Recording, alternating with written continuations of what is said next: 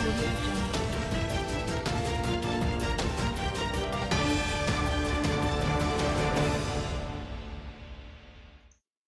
Hello everyone and welcome to another episode of daily market rundown जहां हम discuss करते हैं about all the important news and events that has been happening in the market. So start करते हैं आज की पहली news से एंड यहाँ हम देख सकते हैं कि आज ग्लोबल मार्केट्स में एक मेजर जियोपॉलिटिकल शॉक देखने को मिला और इसका direct impact crude oil prices पर भी हमने देखा। क्रूड ऑयल प्राइस अराउंड $102 पर बैरल के ऊपर तक स्पाइक किया जब ये रिपोर्ट्स आई कि ईरान ने स्ट्रेट ऑफ हॉर्मुज में 3 कार्गो शिप्स पर अटैक किया है और 2 को सीज भी कर लिया है। अब ये समझना बहुत जरूरी है कि स्ट्रेट ऑफ हॉर्मुज कोई नॉर्मल रूट नहीं है। ये दुनिया का सबसे इंपॉर्टेंट सबसे क्रिटिकल ऑयल ट्रेड चौक पॉइंट्स में से एक है जहां पे ग्लोबल ऑयल सप्लाई का एक सिग्निफिकेंट पोर्शन पास होता है। इसी वजह से मार्केट्स ने तुरंत रिएक्ट भी किया। ब्रेंट क्रूड अराउंड $103 के आसपास ट्रेड करा, WTI क्रूड अराउंड $94 के आसपास और इंट्राडे में प्राइसेस $106 पर बैरल के ऊपर भी गए। मतलब क्लियरली सप्लाई डिस्ट्रप्शन का फियर मार्केट में प्राइस हो रहा है। लेकिन एक इंटरेस्टिंग ट्विस्ट देखने को मिला। जब ऑयल स्पाइक हुआ तब गोल्ड गिर गया। कोमेक्स गोल्ड लगभग 0.7% डाउन रहा और इसका मेजर रीजन था यूएस डॉलर की स्ट्रेंथ। तो देखो, जब अनसर्टेनिटी बढ़ती है तो अब इन्वेस्टर्स सेफ असेट्स की तरफ जाते हैं, लेकिन इस बार गोल्ड की बजाय डॉलर स्ट्रांग हो रहा है और गोल्ड और डॉलर का इनवर्स रिलेशनशिप होता है, इसलिए गोल्ड प्रेशर में आ गया। अब सिचुएशन और कॉम्प्लिकेटेड इसलिए हो जाती है क्योंकि ये सब हो रहा है US Iran cease fire talks के बीच में। मतलब जियोपॉलिटिकल अनसर्टेनिटी अभी भी बहुत ज्यादा हाई है और रिस्क कंप्लीटली खत्म नहीं हुआ है। और ये सब कुछ इसलिए इतना मैटर करता है क्योंकि अगर स्ट्रेट ऑफ हॉर्मस में डिसरप्शन हुआ तो ग्लोबल ऑयल सप्लाई बहुत ज्यादा इंपैक्ट होगा, जिससे ऑयल प्राइसेस बढ़ सकते हैं, फ्यूल प्राइसेस बढ़ सकते हैं, इन्फ्लेशन इंक्रीज हो सकता है और ग्लोबल इक्विटी मार्केट्स में वोलेटिलिटी भी देखी जा सकती है। और इंडिया जैसे कंट्रीज के लिए जो कि इतनी ज्यादा ऑयल डिपेंडेंट रहती है, मेजर ऑयल इंपोर्टिंग नेशन है, अगर क्रूड प्राइसेस बढ़ते हैं तो इसका डायरेक्ट इम्पैक्ट कंट्री के पेट्रोल डीजल इन्फ्लेशन और मार्केट सेंटिमेंट पर पड़ेगा। तो अभी के लिए ओवरऑल मार्केट एक बहुत ज्यादा हाई रिस्क जोन में है। अब सबकी नजर ये है कि क्या ये टेंशन और एस्केलेट होगा, क्या सिचुएशन कंट्रोल में आती है। और अब हम बात करते हैं आज की सेकंड न्यूज की। तो यहाँ हम देख सकते हैं कि इंडिया ने क्लीन एनर्जी की डायरेक्शन में एक बड़ा मूव लिया है। अब एविएशन सेक्टर में भी ग्रीन ट्रांजिशन स्टार्ट होने वाला है। गवर्नमेंट ने aviation turbine fuel which is ETF के रूल्स को अमेंड करके एथेनॉल और सिंथेटिक फ्यूल्स को जेट फ्यूल के साथ ब्लेंड करने की परमिशन दे दी है। अब ये चेंज मिनिस्ट्री ऑफ पेट्रोलियम और नेचुरल गैस ने अप्रैल 2026 में नोटिफाई किया है। सिंपली समझो तो अब जो एयरक्राफ्ट फ्यूल यूज होता है उसमें ग्रेजुअली क्लीनर फ्यूल अलाइन करता है सस्टेनेबल एविएशन फ्यूल। अभी के लिए कोई मैंडेटरी ब्लेंडिंग टारगेट्स अनाउंस नहीं किए गए हैं, लेकिन एक क्लियर रोड मैप दिया गया है। 2027 तक 1% blending for international flights, then 2028 तक 2% एंड 2030 तक 5%। अब ये सब क्यों इंपॉर्टेंट है? क्योंकि सबसे पहले तो एविएशन एक बहुत हाई एमिशन सेक्टर है, तो ऐसे ब्लेंडिंग से कार्बन एमिशन बहुत ज्यादा रिड्यूस हो सकता है।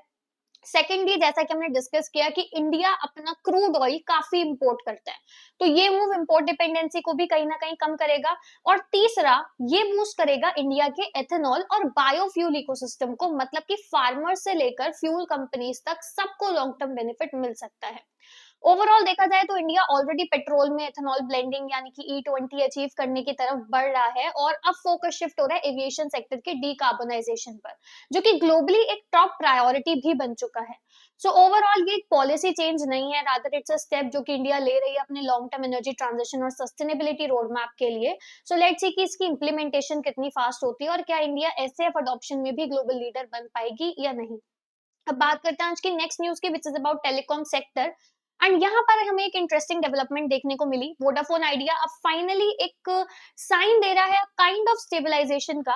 कंपनी के शेयर्स आज काफी फोकस में रहे बिकॉज इट रिपोर्टेड मार्च 2026 में second consecutive month subscriber addition. फरवरी में वीआई ने अराउंड 21,900 यूजर्स ऐड किए थे और मार्च में भी एडिशंस कंटिन्यू रहे, जो कि एक टर्न अराउंड सिग्नल हो सकता है, specially after long period of losses. Industry level पर अगर हम देखें तो टीआरआई के डेटा के according total wireless subscribers India में 127.3 करोड़ तक पहुंच गए हैं एज पर February 2026 डेटा। लेकिन मार्केट अभी भी डोमिनेटेड है by Reliance and Bharti Airtel because उनके पास मेजोरिटी शेयर है। साथ ही में BSNL ने भी मार्च में सब्सक्राइबर एडिशन रिपोर्ट किए हैं। अब VI के लिए ये इंप्रूवमेंट कहां से आ रहा है? सबसे बड़ा फैक्टर है FPO के थ्रू 16,000 करोड़ का फंड रेज कंपनी ने किया एंड इसके बाद कंपनी ने नेटवर्क इन्वेस्टमेंट्स बढ़ाए हैं, 4G कवरेज एक्सपैंड हो रही है और ग्रेजुअली 5G रोल आउट के लिए भी एफर्ट्स स्टार्ट हो रहे हैं। साथ ही में फोकस है बेटर यूजर एक्सपीरियंस और कंज्यूमर रिटेंशन पर। तो अब सवाल ये है कि why does it matter?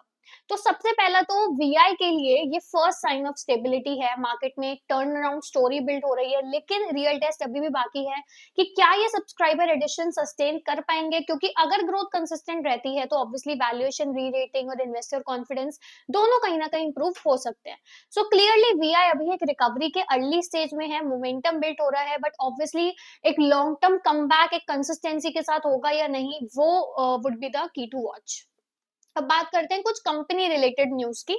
So let's start with the news of Havells. आज हैवेल्स इंडिया के शेयर्स अराउंड 6 से 7% तक गिरे, जबकि कंपनी ने एक स्ट्रॉन्ग प्रॉफिट ग्रोथ रिपोर्ट किया।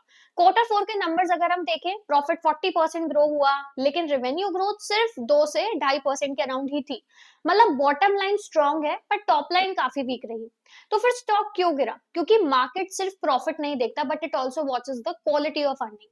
सबसे पहला कंसर्न रहा वीक रेवेन्यू ग्रोथ, बिकॉज अगर सेल्स ही स्ट्रॉन्ग नहीं है तो फ्यूचर ग्रोथ कैसे सस्टेन होगी? अभी प्रॉफिट आ गया बट अगर आगे सेल्स इतनी ज्यादा स्लो पेस पे बढ़ेगी तो फिर आगे प्रॉफिट में भी कहीं ना कहीं इंपैक्ट आएगा। दूसरा प्रेशर था मार्जिन्स का। EBITDA margin year on year decline हुए, मतलब कि प्रॉफिटेबिलिटी का इंप्रूवमेंट फुल्ली ऑपरेशनल स्ट्रेंथ से नहीं रहा। और तीसरा है समर डिमांड का impact. Cooling products like AC, fans, इनका डिमांड थोड़ा स्लो रहा पहले, जो कि हैवेल्स के बिजनेस का एक इंपॉर्टेंट पार्ट है। और यहीं पर आता है एक critical red flag, Lloyd segment AC business जो था कंपनी का, उसमें एक हाई चैनल इन्वेंट्री भी कंपनी के पास देखी गई। सिंपल वर्ड्स में मार्केट ऑलरेडी स्टॉक पड़ा है और लेकिन उसकी डिमांड उतनी स्ट्रांग नहीं है, तो ये फ्यूचर सेल्स के लिए एक बहुत बड़ा नेगेटिव सिग्नल होता है। ब्रोकरेज हाउसेस ने भी इसको काफी सीरियसली लिया और कई ब्रोकरेजेस ने टारगेट प्राइसेस को कट किया, आउटलुक को कॉशियस बना दिया। और ये सब इसलिए मैटर करता है क्योंकि ये रिजल्ट हमें एक इंपॉर्टेंट लेसन देता है कि हर strong profit number is not a good news. अगर प्रॉफिट अगर profit growth one off factors या फिर कॉस्ट एडजस्टमेंट से आ रही है और अगर डिमांड वीक है तो मार्केट उसको नेगेटिवली ही लेगा। सिमिलरली हमने यहाँ पे देखा कि हैवेल्स इंडिया का स्टॉक इसलिए गिरा क्योंकि कंसर्न्स अर्निंग का नहीं बल्कि अर्निंग की सस्टेनेबिलिटी का था। आगे के लिए कुछ चीजें देखनी would be really important, like demand recovery, inventory normalisation and the consistent revenue growth as well. So let's see कि स्टॉक में एक ये सब चीजें अगर बेटर हुई सो इट कुड हैपन कि एक रियल कॉन्फिडेंस वापस आएगा। अब बात करते हैं एक सेकंड स्टॉक स्पेसिफिक न्यूज की, which is about Oracle financial services software. अब यहाँ पर स्टॉक ने 2 साल का बिगेस्ट सिंगल डे गेन दिया with a gain of around more than 7%। Major trigger था strong quarter 4 result and positive investor sentiment as well. अब नंबर्स अगर हम देखें तो net profit around 38% quarter on quarter grow किया, revenue 5% quarter on quarter grow किया और सबसे बड़ा इंपॉर्टेंट सरप्राइज था एबिट मार्जिन का, जो कि जंप करके 51% तक पहुंचे, जबकि पहले ये 42% थे। मतलब ये सिर्फ ग्रोथ ही नहीं बल्कि एक हाई क्वालिटी ग्रोथ हम यहाँ पर देख पा रहे हैं, contradictory to the Havells growth. यहाँ पर मार्जिन भी एक्सपैंड हो रहे हैं। रैली के पीछे कुछ रीजन ये रहा कि मार्जिन एक्सपेंशन सबसे बड़ा रीजन, क्योंकि उसने मार्केट को सरप्राइज भी किया। एंड दूसरा कंपनी का प्रोडक्ट लाइसेंसिंग बिजनेस, जो कि अब इसका कोर सेगमेंट है एंड इसने काफी स्ट्रॉन्ग परफॉर्मेंस दिया। And the third reason was operating leverage, मतलब कि रेवेन्यू थोड़ा सा बढ़ा लेकिन प्रॉफिट डिसप्रपोर्शनेटली ज्यादा ग्रो हुआ। और भी पॉजिटिव्स रहे, लाइक कंपनी ने 270 रुपी पर शेयर का इंटरिम डिविडेंड अनाउंस किया, बैलेंस शीट स्ट्रॉन्ग है, कैश रिजर्व्स हाई है और IT सेक्टर की रैली का भी सपोर्ट यहाँ पर मिला। मार्केट रिएक्शन की बात करें तो एक हाई इंस्टीट्यूशनल पार्टिसिपेशन भी देखने को मिला along with increase trading volumes as well, which is a clear sign of strong buying interest.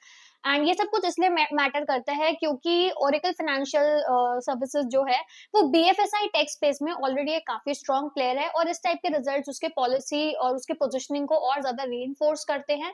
सबसे इंपॉर्टेंट मार्जिन एक्सपेंशन हमें ये दिखाता है कि कहीं ना कहीं अर्निंग सस्टेनेबिलिटी है और एफिशिएंट भी है। सो ओवरऑल ये रैली कोई शॉर्ट टर्म स्पाइक नहीं थी बल्कि एक रिन्यूड इन्वेस्टर कॉन्फिडेंस थी, बट लेट्स सी कि क्या आगे कंपनी ये मोमेंटम सस्टेन कर पाती है या नहीं। सो ओवरऑल आज इस वीडियो में हमने 5 मेजर इंपॉर्टेंट न्यूज की बात करी। जिसमें 2 were related to the results, the stock specific news and 3 हमने major sectoral kind of news की बात करी एंड ओवरऑल ग्लोबल इम्पैक्ट भी कई चीज़ों का हमने देखा। सो आई होप आपको ये अपडेट्स क्लियरली समझ में आए हों एंड अगर आपको ये वीडियो अच्छी लगी हो और इन्फॉर्मेटिव लगी हो, so do like our video, share it with your friends as well and thanks for watching and subscribe to our channel जिससे कि आप इस टाइप के स्टॉक अपडेट्स को मिस ना कर पाओ। Thank you so much for watching and I will be back with another video and another important market news.